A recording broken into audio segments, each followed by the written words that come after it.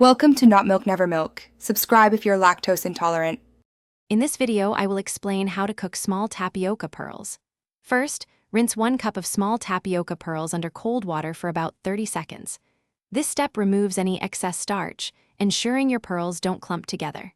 Next, soak the rinsed pearls in 2 cups of cold water for at least 30 minutes. You can even soak them for up to 4 hours. Soaking helps them absorb water, leading to a quicker and more even cooking process.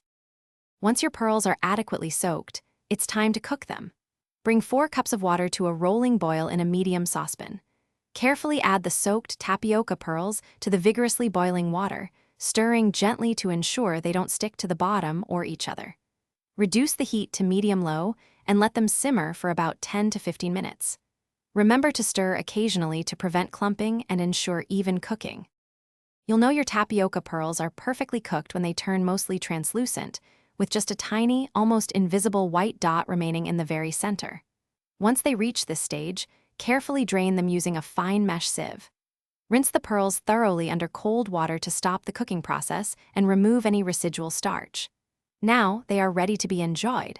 Serve them immediately with a delicious sweet syrup, fresh fruit, or creamy coconut milk.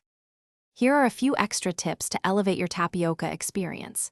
If you prefer a chewier texture, simply reduce the soaking time to about 15 minutes before boiling. For an enhanced flavor, consider adding just a pinch of salt to your boiling water. It really brings out the tapioca's natural sweetness.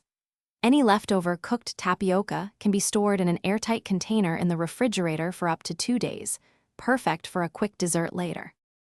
Thanks for watching. If this was helpful, leave a like and consider subscribing. See you next time.